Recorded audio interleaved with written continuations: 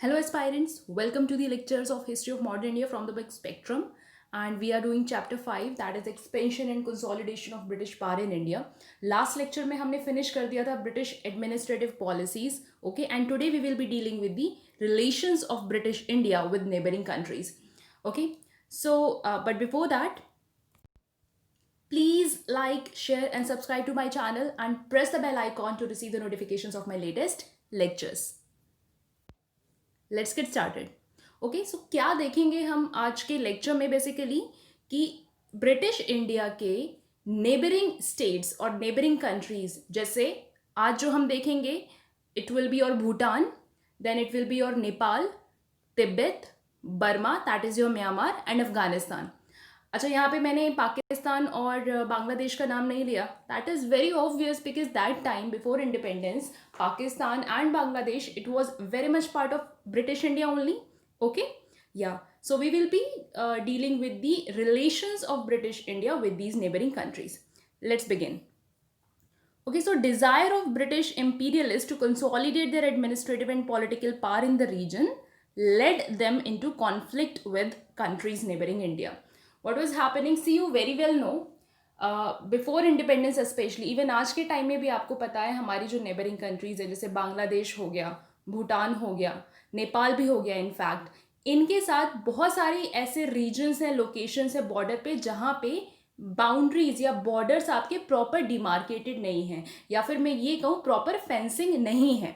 ठीक है, तो उस टाइम पे तो और भी ज़्यादा इस तरीके का डिमार्केशन देखने को नहीं मिलता था, तो कॉन्फ्लिक्ट होना लाजमी है. फॉर एग्जांपल, टेरिटोरियल बाउंड्रीज अगर डिफाइन नहीं है, तो अगर ब्रिटिश इंडिया के मैन क्रॉस ओवर कर गए वहाँ की टेरिटरीज़ में, दूसरे नेबरिंग कंट्रीज़ की टेरिटरीज़ में, या कुछ ऑक्यूपेशन कर लिया वहाँ पे, कोई एक्टिविटी कर ली, लाइक ट्रेड कर लिया, ठीक है, तो इस तरीके से कॉन्फ्लिक्ट में आ जाते थे. या फिर ब्रिटिश ने कुछ ऐसी टेरिटरीज एक्वायर कर ली जो नेबरिंग कंट्रीज़ की टेरिटरीज थी, लेकिन बिना उनकी परमिशन के they are doing some activities there और एक्वायरिंग दीज टेरिटरीज. तो ठीक है, तो इस वजह से जो है कुछ कॉन्फ्लिक्ट्स अराइज होने लगे. लेकिन अपार्ट फ्रॉम दिस, क्योंकि British India that is Britishers, they really wanted to expand further, मतलब वो बस एक्सपेंशन करना चाहते थे जितना पॉसिबल हो सके, तो इसकी वजह से भी कॉन्फ्लिक्ट हो रहे थे.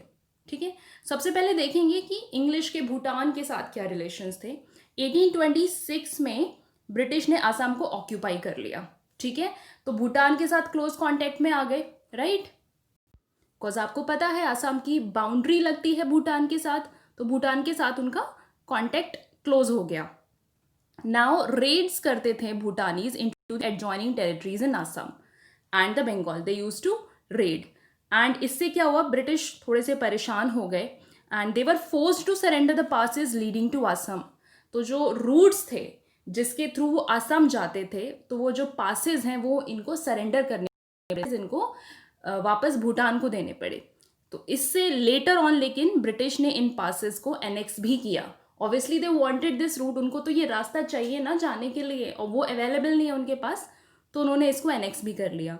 देन 1865 में Bhutanese were forced to surrender the passes in return for an annual subsidy. Okay, 1865 में फाइनली फिर भूटानीज ने जो पासेस उन्होंने ऑक्यूपाई कर लिए थे उन्होंने सरेंडर कर दिया, और इसके बदले में ब्रिटिश ने उनको कुछ कॉम्पेंसेशन दिया, कुछ सब्सिडी दी. ठीक है, it was the surrendered district which became a productive area with tea gardens. और आज जो असम जिस चीज़ के लिए सबसे ज़्यादा पॉपुलर है अपने टी गार्डन्स के लिए, वो यही एरिया है जो उस टाइम पे सरेंडर कर दिया था भूटान ने. Okay, remember this. ओके, तो आई एम सो सॉरी, आज तो मैंने आपको क्वेश्चन ही नहीं बताया. Wait a minute. Okay, let's have a look at the question. This is your general question, question number 1, जिसमें आपका सारा लेक्चर कवर हो जाएगा. एंड इसमें आप बेसिकली सभी रिलेशंस को आंसर करेंगे यहाँ पे. तो क्वेश्चन है आपका, discuss the relations of British India with the neighbouring countries and the policies that determined their fate. Okay, तो आपको एक एक करके सबके रिलेशंस को ब्रीफ में बताना है. हमने ऑलरेडी कवर कर लिया अभी एंग्लो भूटानीज रिलेशंस, पॉइंट्स भी मैंने मार्क कर दिए हैं जो जो इंपॉर्टेंट है इसमें. ठीक है, नेक्स्ट हम मूव करते हैं एंग्लो नेपालीज रिलेशंस में. इसके लिए एक पर्टिकुलर क्वेश्चन है आपके पास, that is right a brief note on treaty of Sagauli. बहुत इंपॉर्टेंट है एंड आप में से जो लोग टच में रहते हैं न्यूज़ से उन्होंने इसका मेंशन भी सुना होगा न्यूज़ में, ठीक है। देखते हैं। So Gorkhas wrested control of Nepal. Nepal में इस टाइम पे गोरखास का कंट्रोल था from the successors of Ranjit Malla of Bhatgaon in 1760। हम बात कर रहे हैं 1760 की। Ranjit Malla was the ruler there, but उसके बाद जो कंट्रोल है नेपाल का वो बेसिकली गोरखास के हाथ में आ गया। Okay, and they began to expand their dominion beyond the mountains. और उन्होंने अपनी टेरिटरीज को एक्सपेंड करना शुरू किया और वो माउंटेन्स से और बाहर निकल के आ रहे थे, ठीक है। And they found it easier to expand in the southern direction. Southern direction का मतलब क्या हुआ यहाँ पे, that is towards India, Nepal के साउथ में, क्योंकि नॉर्थ में तो चाइनीज खुद की टेरिटरीज को बहुत ही अच्छे से डिफेंड कर रहे थे, ठीक है। तो नॉर्थ में उन्होंने एक्सपेंशन नहीं किया, उन्होंने डिसाइड किया हम इंडिया की तरफ जो है एक्सपेंड करेंगे। किसने? गोरखास ने। तो 1801 में इंग्लिश ने एनेक्स कर लिया गोरखपुर को, ठीक है, and which brought the Gorkhas boundary and the company's boundary together. अब ऑब्वियसली गोरखपुर को उन्होंने एनेक्स कर लिया इंग्लिश ने, तो ये तो उनकी टेरिटरी को एक तरीके से उन्होंने एनेक्स कर लिया, ठीक है। नाउ कॉन्फ्लिक्ट शुरू हो गया दोनों के बीच में, तो वॉर हुआ एंड वॉर एंड हुआ in the treaty of Sugauli. Very very important, ठीक है। सो ट्रीटी ऑफ सगौली क्या है? ये 1816 में दोनों के बीच में साइन हुई है। किसके बीच में? इंग्लिश और नेपाल के बीच में। एंड बेसिकली ये ब्रिटिश के फेवर में थी। एज पर द ट्रीटी में क्या हुआ? सबसे पहले नेपाल ने एक्सेप्ट कर लिया कि ठीक है हम एक ब्रिटिश रेसिडेंट अपने यहाँ पे प्लेस कर लेंगे। दूसरा, नेपाल ने गढ़वाल, कुमाऊं इन दोनों को ब्रिटिश को दे दिया और तेराई का क्लेम भी उन्होंने छोड़ दिया, ठीक है। तो आज के टाइम में आपको पता ही है गढ़वाल कुमाऊं तो बहुत ही फेमस रीजन्स हैं आपके, ठीक है, उत्तराखंड में। यस, तो ये सोचिए तब का रिजल्ट है। नाउ नेपाल ने सिक्किम से भी विड्रॉ कर लिया, ठीक है। ये कुछ इंपॉर्टेंट टर्म्स थे ट्रीटी के। अब इस एग्रीमेंट के बाद ब्रिटिश को फायदा क्या हुआ, ठीक है। इसमें हम देख रहे हैं कि ब्रिटिश एम्पायर अब हिमालयस तक पहुंच गया है, ठीक है। उनका एक्सपेंशन अब थोड़ा और नॉर्थ डायरेक्शन में हो गया है, हिमालयस तक पहुंच गए हैं। अब जब एक्सेस हो गया है, एक्सेस मिल गया है इनको हिमालयस का, तो अब सेंट्रल एशिया से ये ट्रेड कर सकते हैं बहुत बेटर वे में, राइट। एक ये एडवांटेज मिला उनको। दूसरा, उन्होंने हिल स्टेशन एक्वायर किए, जो आज के फेमस हिल स्टेशन हैं आपके शिमला, मसूरी, नैनीताल, तो ये इन्होंने किससे एक्वायर किए? नेपाल से एक्वायर किए। And very very very important that Gorkhas joined the British Indian army in large numbers. इसके बाद गोरखास ने, और आज के टाइम पे भी आपको पता है गोरखास कितने ज़्यादा एम्प्लॉयड है हमारे आर्मीज़ में, और उस टाइम पे तो ये चीज़ उस टाइम से शुरू हुई after treaty of Sugauli. And ये अब ब्रिटिश के फेवर में लॉयल रहने वाले थे, आगे आने वाले वॉर्स में they were going to be loyal to the British. Okay, तो ये कुछ आपका ट्रीटी ऑफ सगौली के बारे में था and Anglo Nepalese relations. I have again mark the points, have a look at them properly, ठीक है। नेक्स्ट है आपका Anglo Burmese relations. Burma, that is your present Myanmar, उसका पुराना नेम था बर्मा। तो क्या रिलेशंस थे इंग्लिश के बर्मा के साथ, लेकिन उससे पहले क्वेश्चन देख लेते हैं। Give a brief account of Anglo Burmese wars which led to the independence of Burma, ठीक है। क्वेश्चन में कहा जा रहा है कि इन दोनों के बीच में वॉर हुए, इंग्लिश और बर्मा के बीच में, और फाइनली बर्मा को इंडिपेंडेंस मिली, तो उसका हमें एक ब्रीफ ओवरव्यू देना है। नाउ 19th सेंचुरी के बिगिनिंग में Burma was a free country, ठीक है। And again this country also wanted to expand westward, that is towards India again, क्योंकि बाउंड्री अगर देखें तो म्यांमार हमारे ईस्ट में पड़ता है, वो वेस्ट की तरफ दैट इज इंडिया की तरफ ये भी एक्सपेंड करना चाह रहे थे, और ये इंडिपेंडेंट कंट्री थी, ओके, ध्यान रखिएगा। Now expansionist urges of the British fuelled by the lure of the forest resources of Burma. अब देखिए एक्सपेंशन दोनों तरफ से होने वाला है, एक तरफ से आपका बर्मा भी करेगा वेस्ट में, लेकिन इधर से इंग्लिश भी करना चाह रहे हैं टुवर्ड्स बर्मा। और क्यों करना चाह रहे हैं? क्योंकि बर्मा के जो फॉरेस्ट रिसोर्सेज हैं ये इनको यूटिलाइज करने हैं। किसको यूटिलाइज करने हैं? ब्रिटिश को यूटिलाइज करने हैं, ठीक है। क्योंकि यहाँ इसको यूटिलाइज करके वो ब्रिटिश मैन्युफैक्चरर्स को प्रोवाइड करेंगे, ठीक है, एंड उनका मार्केट क्रिएट होगा। ओके, सो मार्केट दिख रहा था उन्हें, मैन्युफैक्चरर्स को मार्केट दिख रहा था ना। एक तो रीज़न ये हो गया पहला कि इनको मार्केट क्रिएट करना है, इनको यहाँ के रिसोर्सेज यूटिलाइज करने हैं। सेकेंड रीज़न ये था कि फ्रेंच के एम्बिशंस को, दैट इज उस टाइम पे फ्रेंच भी एक्सपेंड करना चाह रहा था, ठीक है, क्योंकि पावर स्ट्रगल इंडिया को लेके दोनों के बीच में चल रहा था। तो एक तरफ ठीक है, हमने देखा कि एंग्लो फ्रेंच वॉर्स के बाद पे फ्रेंच का जो डोमिनियन है वो तो बहुत ही हद तक रिड्यूस हो गया था, ना के बराबर उनकी टेरिटरीज रह गई थी, लेकिन वो बर्मा में फ्रेंच का एक्सपेंशन शिफ्ट हो गया। तो अब बर्मा में वो नहीं चाहते हैं, दैट इज कौन, ब्रिटिश नहीं चाहते हैं कि फ्रेंच यहाँ पे एक्सपेंड करे।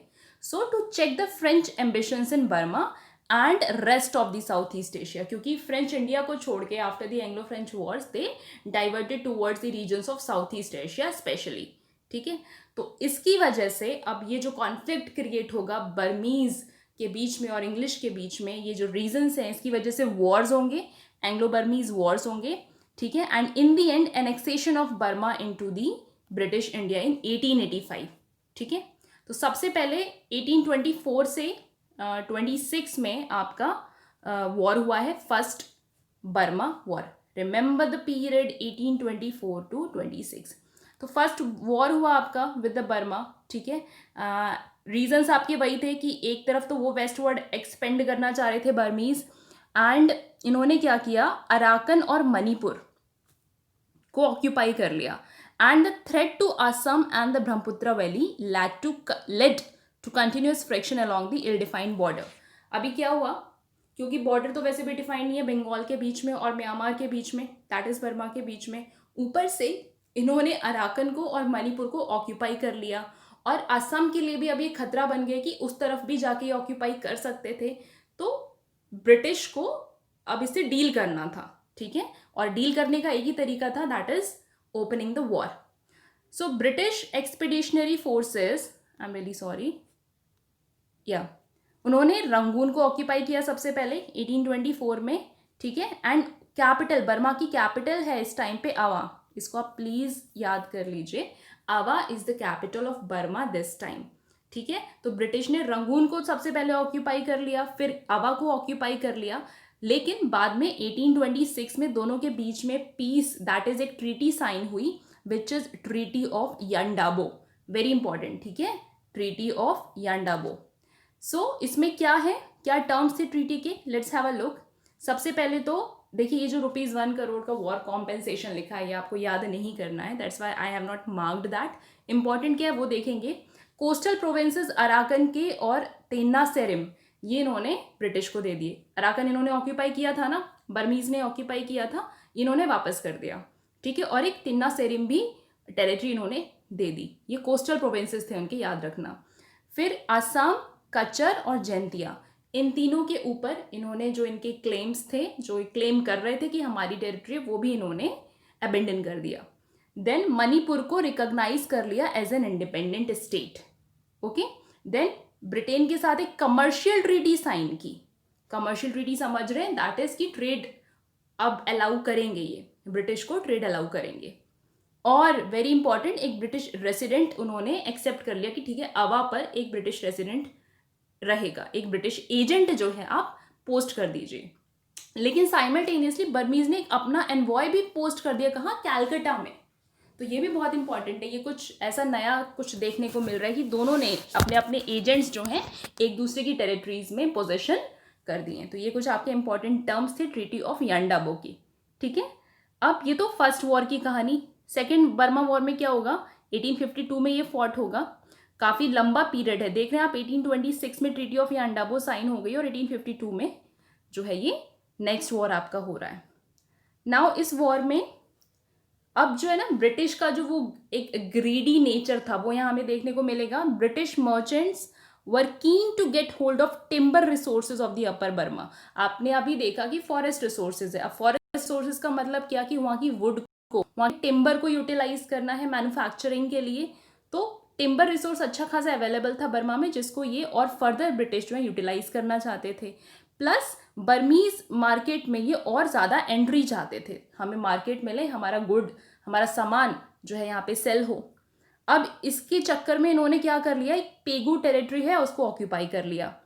ये इकलौता कोस्टल प्रोविंस बचा था बर्मा का, इसको भी इन्होंने ऑक्यूपाई कर लिया। बाकी उन्होंने अराकन तो वैसे ही इनको सीड कर दिया था पहले ही, ठीक है। तो एक इंटेंस गोरिल्ला वॉर हुआ and which had to be overcome before the complete British control of lower Burma.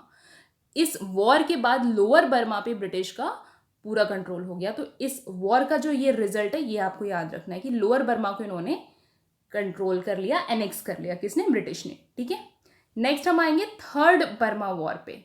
Now इसके पीछे की थोड़ी स्टोरी देख लेते हैं। अभी क्या हुआ, बर्मीज किंग भिंडन की डेथ हो गई है, उनके सन है थीबो। ठीक है, ये थ्रोन पे बैठ गए हैं। नाउ थीबो बिल्कुल भी पसंद नहीं कर रहे थे ब्रिटिश का इंटरफेरेंस इन द बर्मा या उनका presence in the Burma. So they were hostile towards the British. और जो ब्रिटिश मर्चेंट्स थे आपके रंगून में और लोअर बर्मा में, अब इनकी अलग ही शिकायतें। ये क्या कह रहे हैं कि हमें जो है बेटर ट्रीटमेंट नहीं मिल रहा है, थीबो हमको ट्रीट नहीं कर रहे हैं अच्छे से। तो दोनों के बीच में हॉस्टिलिटीज क्रिएट हो गई हैं। ठीक है, क्योंकि थीबो नहीं चाहते थे कि इनका जो ट्रेड यहाँ पे इतना चल रहा है ये इतना ज़्यादा बढ़े। नाउ अब क्या किया, थीबो के कुछ कमर्शियल ट्रीटी साइन हुए थे फ्रांस, जर्मनी और इटली। जबकि ये तीनों, फ्रांस, जर्मनी और इटली, ये तो ब्रिटिश के their kind of rival powers. Now French also plan to lay a rail link from Mandalay to French territory at a time. अब फ्रेंच ने एक और चीज़ प्लान कर ली, उन्होंने एक रेल लिंक की बात की कि हम मंडले से एक उनकी फ्रेंच टेरिटरी होगी कोई, उस तक हम अपना एक रेल लिंक क्रिएट करेंगे। ओके, नाउ ये चीज़ जो है ब्रिटिश को बिल्कुल भी पसंद नहीं आई एंड अ ह्यूमिलिएटिंग फाइन, इसके बाद इन सब के चलते एक फाइन लगा दिया थीबो ने। ठीक है, ब्रिटिश ट्रिम्बर कंपनी जो वहाँ पे चल रही थी, थीबो ने, दैट इज रूलर ने, उस पर फाइन लगा दिया। डफरिन को बिल्कुल पसंद नहीं आया, लॉर्ड डफरिन। ठीक है, now who is Lord Dufferin? He is the viceroy during this. ठीक है, तो इन्होंने ऑर्डर कर दिया कि हम इन्वेड करेंगे एंड फिर फाइनली एनेक्सेशन हुआ अपर बर्मा का 1885 में। वेरी इंपॉर्टेंट कि अब जो ये थर्ड वॉर हुआ इसके बाद फाइनल जो रीजन्स बचे थे उनके ज़्यादातर वो भी ऑक्यूपाई कर लिए ब्रिटिश ने। कब? In the year 1885। So now Burmese nationalist joined hands with the Indian national Congress. First world war के बाद बेसिकली अब हम काफ़ी आगे आ गए हैं। ठीक है, फर्स्ट वर्ल्ड वॉर का पीरियड तो पता है ना, 1914-15 से। ठीक है, सो फर्स्ट वर्ल्ड वॉर के बाद अब ये थोड़ा सा रिवोल्ट करना शुरू हो गए। बर्मीज जो नेशनल्स हैं, वहाँ के जो लोग हैं, ये ब्रिटिश के अगेंस्ट में रिवोल्ट कर रहे हैं। और इनके साथ कौन मिल गया, इनको किसने सपोर्ट किया? हमारे इंडियन नेशनल कांग्रेस ने भी इसको सपोर्ट किया। तो इस चीज़ को लेकिन तोड़ने के लिए, ब्रिटिश इससे डील करने के लिए, उन्होंने बर्मा को इंडिया से ही सेपरेट कर दिया 1935। दैट इज ब्रिटिश इंडिया से, अपने खुद के ब्रिटिश इंडिया से इन्होंने इसको 1935 में सेपरेट कर दिया। लेकिन बर्मीज नेशनलिस्ट मूवमेंट और फर्दर इंटेंसिफाई हुई और स्ट्रेंथन हुई अंडर यू ऑन्ग सान। ठीक है, इसको ऑन्ग सान सूकी से प्लीज कंफ्यूज नहीं करना। ठीक है, दिस इज यू ऑन्ग सान, this is a different person. And during the second world war, ठीक है, इसके बाद फाइनली बर्मा जो है आपका इंडिपेंडेंट हो गया। ठीक है, तो ये बहुत इंपॉर्टेंट है। 1948 में जब हमारा कंट्री 1947 में इंडिपेंडेंट हुआ, उसके जस्ट नेक्स्ट ईयर आपका बर्मा भी इंडिपेंडेंट हो गया। ठीक है, तो ये था आपका एंग्लो बर्मीज रिलेशंस को लेके एंड मैंने सभी पॉइंट्स मार्क कर दिए, so have a look. Next है आपका एंग्लो तिब्बतियन रिलेशंस। क्वेश्चन देख लेते हैं। यहाँ पे एक इंपॉर्टेंट ट्रीटी है, treaty of Lhasa. So the question is what is treaty of Lhasa, right a note. तो सबसे पहले क्या रिलेशंस चल रहे हैं? तिब्बत में थियोक्रेसी रूल कर रही है बुद्धिस्ट मॉन्क्स की। ठीक है, जिनको लामाज कहते हैं, that is Buddhist monks rule कर रहे हैं under nominal suzerainty of China. Rule ये कर रहे हैं लेकिन चाइना के नेम के अंडर, अम्ब्रेला के अंडर रूल कर रहे हैं। ठीक है, नाउ ब्रिटिश इनसे फ्रेंडली रिलेशंस एस्टेब्लिश करना चाहते थे क्योंकि उन्हें कमर्शियल रिलेशंस तिब्बत के साथ एस्टेब्लिश करने थे, लेकिन इसका कोई भी रिजल्ट निकला नहीं। Now Chinese suzerainty over Tibet was ineffective. अब जो ये जिस अम्ब्रेला के अंडर में रूल कर रहे थे, कहने को वो नाम था चाइना का, लेकिन एज सच उसका कोई इफेक्ट था नहीं। ठीक है, कंट्रोल नहीं था and Russian influence of Lhasa was increasing. लेकिन दूसरी ही तरफ अब रशिया धीरे धीरे यहाँ पे थोड़ा सा इंटरफेरेंस करना स्टार्ट कर रहा है। Now Lord Curzon, very important name, Curzon is again the viceroy of India this time. अब कर्जन को ये चीज़ जो है ना, थोड़ा सा उनको डर लग रहा था इस चीज़ से कि अगर वो रशिया इस तरीके से इन्फ्लुएंस करेगा तो रशिया फिर इंडिया के गेट्स तक भी आ सकता है। तो उन्होंने एक स्मॉल गोरखा कंटिजेंट भेजा, ठीक है, एक स्पेशल मिशन तिब्बत में भेजा to oblige the Tibetans to come to an agreement. उनसे कहा कि आप हमारे साथ डील कर लो, एग्रीमेंट साइन कर लो, क्योंकि जो रशिया का इन्फ्लुएंस बढ़ रहा है इसको रोकना है। So Tibetans but refuse to negotiate. उन्होंने कहा हम नेगोशिएट नहीं करेंगे, और नॉन वायलेंट रेजिस्टेंस दिया, दैट इज बिना किसी लड़ाई झगड़े के उन्होंने इसको अपोज किया। सो यंग हस्बैंड जिसको भेजा था तिब्बत मिशन पे एग्रीमेंट साइन करने के लिए, ये ल्हासा में घुसे, ठीक है, 1904 में, और इसी टाइम पे दलाई लामा ने तिब्बत से वो बेसिकली भाग गए थे, ठीक है। तो अब साइन होगी आपकी very important treaty of Lhasa, the period is 1904। Terms क्या है, टर्म्स देख लेते हैं इसके। As a security for payment Indian government would occupy the Chumbi valley. ये भूटान और सिक्किम के बीच की टेरिटरी है। तो जो पेमेंट की बात हुई थी 75 लाख देने की बात हुई थी कि आपका तिब्बत जो है पे करेगा इतना, ठीक है, लेकिन इसके एवज में, मतलब अब उस टाइम उन्होंने पूरा तो पे किया नहीं, तो इसको सिक्योर करने के लिए एक तरीके से कहते हैं ना हम कि कोलेट्रल रखना, कि आप क्या गिरवी क्या रखोगे, तो उसके लिए चुम्बी वैली जो है ब्रिटिश ने ऑक्यूपाई कर ली फॉर 75 ईयर्स। समझ रहे क्यों 75 ईयर्स? क्योंकि जो 75 लाख देने की बात की गई थी ये 1 लाख रुपीज पर एनम देने की बात की गई थी, ठीक है। उसके बाद तिब्बत सिक्किम के फ्रंटियर्स को रिस्पेक्ट करेगा, दैट इज जो बाउंड्रीज हैं वहाँ पे वो अटैक या फिर इन्वेड नहीं करेगा। सेकंड, ट्रेड मार्ट्स ओपन किए जाएंगे कुछ टेरिटरीज में। ये भी बहुत अच्छा हुआ ब्रिटिश के लिए, क्योंकि भाई उन्हें ट्रेड तो करना था, अपने कमर्शियल इंटरेस्ट बढ़ाने थे। And next is the Tibet would not grant any concession for railways, roads, telegraph to any foreign state. Very important कि कोई भी अगर डेवलपमेंटल वर्क होगा, इंफ्रास्ट्रक्चर अगर कोई क्रिएट हो रहा है, उसके लिए आप किसी फॉरेन स्टेट के साथ कोई भी डील साइन नहीं करोगे। लेकिन हाँ, great Britain that is British को कुछ कंट्रोल दे दोगे अपने फॉरेन अफेयर्स में। देख रहे हैं कि टैक्टिक्स कितनी अच्छी है, डिप्लोमेसी कितनी अच्छी है ब्रिटिश की, ठीक है। तो इस तरीके से इन्होंने फिर फाइनली तिब्बत पे भी काफ़ी अपना होल्ड कर लिया। नाउ इसका सिग्निफिकेंस क्या है, इस जो ट्रीटी साइन हुई है, यहाँ पे उस पर्टिकुलर ड्यूरेशन के लिए तो ब्रिटिश को काफ़ी एडवांटेज मिले, यहाँ पे ट्रेड के रास्ते खुल गए उनके लिए, ठीक है। लेकिन इन दी एंड चाइना को बहुत फ़ायदा हुआ इससे, क्योंकि एंग्लो रशियन कन्वेंशन था एक, that is it is a kind of treaty only, agreement only, 1907 का कन्वेंशन है। इसमें क्या था, that the two great powers would not negotiate. कौन सी दो great powers? That is English and Russia.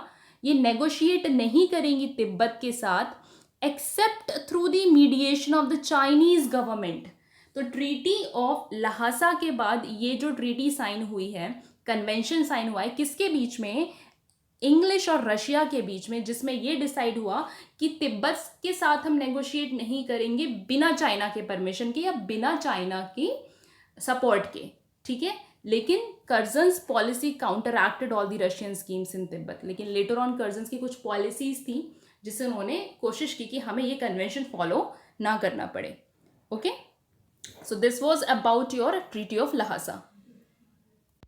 And last आपका रिलेशन है एंग्लो अफगान रिलेशंस। क्वेश्चन देख लेते हैं। The Anglo Afghan Wars and the policy of Auckland and Lawrence shaped the future of Afghanistan. Comment. तो basically Anglo Afghan Wars हुए plus Auckland और Lawrence, इन दोनों की कुछ ऐसी पॉलिसीज थी जिन्होंने लार्जली शेप किया कि अफगानिस्तान में क्या होगा नेक्स्ट, ठीक है। चलिए देख लेते हैं। So in the early 19th century increased Russian influence in Persia, that is Iran, Persia is Iran. यहाँ पे ब्रिटिश इन्फ्लुएंस को इसने काउंटर कर दिया। पहले ब्रिटिश इन्फ्लुएंस था पर्शिया में, लेकिन 19th सेंचुरी में रशिया का इन्फ्लुएंस बढ़ने लगा। और जो इंग्लिश चाहते थे कि एक नया रूट उनको मिल जाए by the river Euphrates to India, ये उनके जो ड्रीम्स थे इस पर पूरा पानी फिर गया, ठीक है। तो now you have to find out on your own where is river Euphrates. थोड़ा तो आइडिया मिल रहा होगा ना हम किस रीजन की बात कर रहे हैं। तो अब साइन होती है बहुत ही इंपॉर्टेंट आपकी treaty, which is treaty of Turkmenchay. इसको आप तुर्कमेंचे के नाम से भी पढ़ेंगे। इट इज़ द ईयर 1828, ठीक है। ये ट्रीटी बेसिकली रशिया और ईरान के बीच में साइन हुई है, और ईरान ने कुछ टेरिटरीज अपनी रशिया को सीड कर दी, दैट इज उनको दे दी। तो इस ट्रीटी के बाद क्या होगा, now passes of the north west seem to hold the key to enter India. अब देखिए ये ट्रीटी के साइन होने के बाद किसका इन्फ्लुएंस बढ़ गया है, आपका रशिया का इन्फ्लुएंस बढ़ गया है, और जो रूट्स जो ब्रिटिश को एक्सेस करने थे अब उनके लिए मुश्किल हो गया है। लेकिन इनको ये रूट्स चाहिए थे, क्यों चाहिए थे, क्योंकि नॉर्थ वेस्ट से अगर ये आएंगे, लैंड रूट से अगर ब्रिटिश आता है तो ये रूट इनको चाहिए इंडिया में एंटर करने के लिए, which was an easy route. ठीक है, सो अब इंग्लिश को लगा, ब्रिटिश को लगा दैट अफगानिस्तान को हमें कंट्रोल में लेना है एंड वहाँ के रूलर के साथ हमें फ्रेंडली रिलेशंस जो हैं वो एस्टेब्लिश करने। तो ये सारा भी रिलेशंस, इस तरीके का रिलेशन आपका चल रहा था। Now forward policy of Auckland, very important. Now who is Auckland, he is the governor general, ध्यान रखिएगा गवर्नर जनरल हैं। कौन से पीरियड में, 1836 से लेके 1842 के पीरियड में गवर्नर जनरल है इंडिया के। इनकी पॉलिसी को देखते हैं, बहुत इंपॉर्टेंट है। ठीक है, ऑकलैंड आए गवर्नर जनरल एज 1836। ठीक है, इनकी पॉलिसी का नेम है फॉरवर्ड पॉलिसी। इसमें क्या था पॉलिसी में आपका, this imply that the company government in India itself had to take initiatives, कि जो ब्रिटिश इंडिया की जो हमारी जो बाउंड्रीज हैं, ठीक है, हमें खुद ही इनिशिएटिव लेना पड़ेगा, खुद ही करना पड़ेगा काम, कि हम अपनी बाउंड्रीज को प्रोटेक्ट कर पाए फ्रॉम अ रशियन अटैक। तो नाम से पता चल रहा है फॉरवर्ड पॉलिसी है, that is he is being forward, he is being firm in taking actions in protecting his territories. Now this objective was to be achieved either through treaties, या तो ट्रीटीज साइन करो जाके आप, ठीक है, जो भी वहाँ के रूलर्स हैं, दैट इज़ यहाँ पे हम बेसिकली अफगान की बात कर रहे हैं, तो अफगान रूलर्स के साथ या तो डायरेक्ट ट्रीटीज साइन होंगी, और जो भी नेबरिंग कंट्रीज पढ़ रही हैं, या फिर अगर ट्रीटीज से बात नहीं बनती है तो सीधा उनको एनेक्स कर लो, लेकिन कैसे ना कैसे करके अपनी टेरिटरीज को, अपनी बाउंड्रीज को, फ्रंटियर्स को तो प्रोटेक्ट करना ही है। और आपको ट्राईपार्टाइट ट्रीटी तो याद ही होगी, जो अफगान के साथ रणजीत सिंह के साथ इंग्लिश ने साइन की थी 1838 में। ठीक है, तो यहाँ पे इस टाइम पे जब इन्होंने साइन की थी, अफगान रूलर कौन था, शाह शुजा। लेकिन होता क्या है कि इस ड्यूरेशन में जब ये ट्रीटी साइन हुई, शाह शुजा उस टाइम पे अफगान के रूलर थे नहीं, he was the ruler but he fled, there were some conditions जिसकी वजह से उनको वहाँ से भागना पड़ा था। ठीक है, तो उस टाइम पे वो अफगान के थ्रोन पे नहीं बैठे हुए थे, इसीलिए ब्रिटिश ने इनके साथ ट्रीटी साइन की थी, सो दैट इनके साथ अगर हम ट्रीटी साइन कर लेंगे तो हमारे फेवर में काम होगा फिर। तो 1809 में शाह शुजा जी जो है वो भाग गए थे। ठीक है, नाउ लुधियाना में वो एज अ ब्रिटिश पेंशनर रह रहे थे, तो ब्रिटिश के लिए एक इजी टारगेट थे to deal with the Afghan, इनके थ्रू हम अफगान से डील करेंगे। नाउ शाह शुजा, इस ट्रीटी में क्या बात हुई, जो ट्रीटी हुई थी कि शाह शुजा को वापस थ्रोन पे बिठा दिया जाएगा, ठीक है, with the armed help of Sikhs, और इसमें उनकी मदद कौन करेगा, Sikh, that is Ranjit Singh, and company background में रहेगी, जिंगलिंग द मनी बैग, मतलब समझ रहे हैं, दैट इज ये बस बैकग्राउंड में रहने वाले हैं और एक्चुअल में काम कौन करेगा, सिख। ठीक है, now Shah Shuja conduct the foreign affairs, दूसरा क्या हुआ कि फॉरेन अफेयर्स कंडक्ट करेंगे with the advice of Sikhs and the British, that is interference again British का, और शाह शुजा इनके इशारे पे एक तरीके से काम करेंगे। Shah Shuja give up his sovereign right over amirs, very important, and of Sindh, and in return उसके बदले में इनको लार्ज सम ऑफ मनी दे दिया जाएगा। सिंध में आमीर्स रूल कर रहे थे, राइट, तो वहाँ पे जो सिंध वाला एरिया है वहाँ पे शाह शुजा का कोई राइट नहीं रहेगा, और इसके बदले में उनको कॉम्पेंसेट कर दिया जाएगा। तो ये कुछ ट्रीटी के टर्म्स थे। ठीक है, नाउ एक और है इसमें, Shah Shuja recognize the Sikh ruler, Maharaja Ranjit Singh उस टाइम पे थे, कि उनके क्लेम्स रहेंगे over the Afghan territories on the right bank of river Indus, इस तरीके से आपकी रिवर इंडस फ्लो करती है। ठीक है, तो इस डायरेक्शन में फ्लो करती है ये, ओके, इस डायरेक्शन में flow, what the hell, I am really sorry. ठीक है, इस डायरेक्शन में ये फ्लो करती है, तो इस राइट बैंक इसका किधर हुआ, ये वाला पोर्शन आपका राइट बैंक हुआ, तो इसके राइट बैंक पे जितनी भी टेरिटरीज होंगी वो किसके हाथ में आ जाएंगी, रणजीत सिंह के हाथ में आ जाएंगी। ठीक है, तो इसके बाद लेकिन अब आपका अफगान वॉर भी होगा, उसके क्या रीजंस थे, पीरियड देख लीजिए, it is 1839 to 1842, just after the tripartite treaty. ठीक है, इस तरीके से याद रखना है। Now British decided to go ahead with the forward policy, British ने कहा कि प्रोटेक्ट करनी है अपनी टेरिटरीज और ये करना पड़ेगा, अब चाहे वॉर से करो चाहे ट्रीटी से करो, तो वॉर उन्होंने ऑप्ट किया। पहला अफगान वॉर हुआ 1839-42 में। ब्रिटिश का इंटेंशन था कि वहाँ पे एक परमानेंट बैरियर हो जाए, नॉर्थ वेस्ट से जो एग्रेशन हो रहा है, जो भी रशिया का डर है इन्वेड करने का, तो वहाँ पे एक परमानेंट बैरियर क्रिएट हो जाए। और वो क्रिएट होगा कैसे? वो क्रिएट तभी होगा जब अफगानिस्तान या अफगान वाला एरिया उनके कंट्रोल में आएगा। इसके लिए उन्होंने वॉर कर दिया। Now English army it entered Kabul, Kabul ये लोग एंटर कर गए और वहाँ पे अटैक भी किया। एंड दोस्त मोहम्मद ने सरेंडर कर दिया 1840 में, एंड शाह शुजा को आमिर बना दिया गया अफगानिस्तान का। ठीक है, तो ये हुआ आपका ट्रीटी के बाद ही हुआ है। यही टर्म्स थे, शाह शुजा के साथ मिलके कर देंगे, एंड अगर सक्सेसफुल हो गए तो शाह शुजा को थ्रोन पे बिठा दिया जाएगा। तो इस तरीके से, ठीक है, अफगान का कंट्रोल आ रहा है उनके हाथ में। But Shah Shuja was unacceptable to the Afghans, लेकिन शाह शुजा को as a ruler Afghans accept नहीं कर रहे थे। And as soon as the British withdrew the Afghans rose in rebellion, जैसे ही वॉर के बाद उन्होंने विड्रॉ किया ब्रिटिश ने, वहाँ के अफगान्स ने रिवोल्ट करना शुरू कर दिया, एंड जिसकी वजह से उनको एक ट्रीटी साइन करनी पड़ी 1841 में अफगान चीफ्स के साथ, where they agreed to evacuate Afghanistan and restore Dost Mohammad. तो यहाँ पे जो भी ट्राईपार्टाइट ट्रीटी के टर्म्स में था कि शाह शुजा को थ्रोन पे बिठा देंगे, वो सब फेल हो गया। ठीक है, दोस्त मोहम्मद जो ऑलरेडी वहाँ पे रूल कर रहे थे, वही वापस से उनको थ्रोन पे बिठाना पड़ा उनको, और अफगानिस्तान से जो भी इन्होंने टेरिटरीज एक्वायर किए वो सारे इनको वापस लौटाने पड़े। ठीक है, इवैक्यूएट, खाली करना पड़ा इनको Afghanistan after the treaty of 1841। एक अब नया कोशिश करेंगे British, that is they reoccupied Kabul in 1842। Very next year उन्होंने काबुल को फिर से ऑक्यूपाई कर लिया, लेकिन इस टाइम पे दे वो वेरी मच प्रिपेयर्ड। ठीक है, तो उन्होंने क्या किया, सेटलमेंट किया दोस्त मोहम्मद के साथ, by which British evacuated from Kabul and recognised him as the independent ruler of Afghanistan.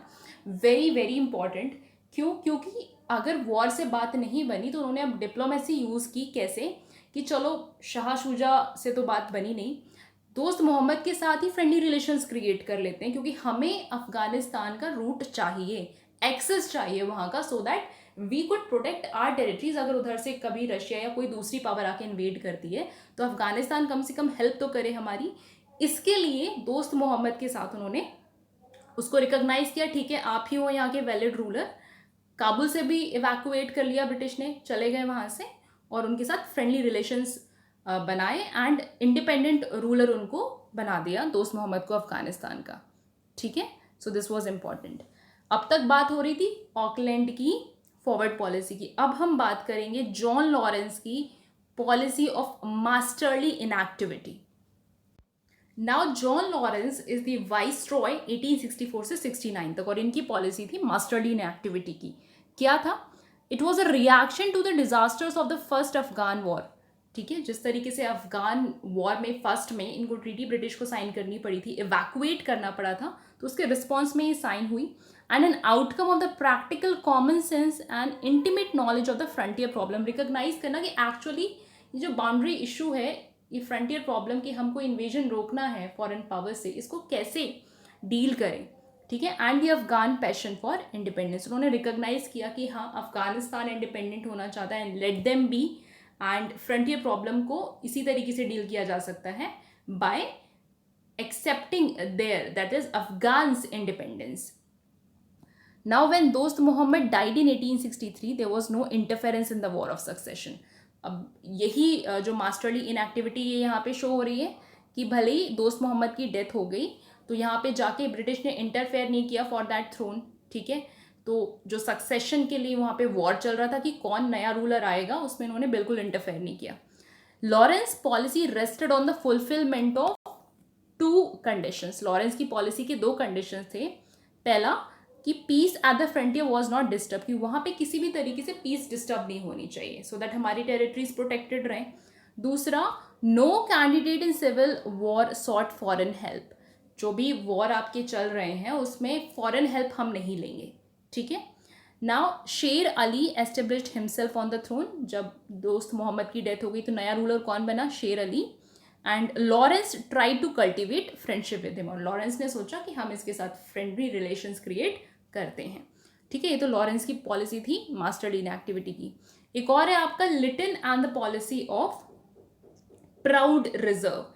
अब लिटन कौन है? ये आपके वाइसरॉय बन गए हैं 1874 से 80 के बीच में, and he I'm really sorry, he became the Viceroy of India in 1876, and he started a new foreign policy, that is Proud Reserve, जिसका aim था at having scientific frontiers and safeguarding spheres of influence.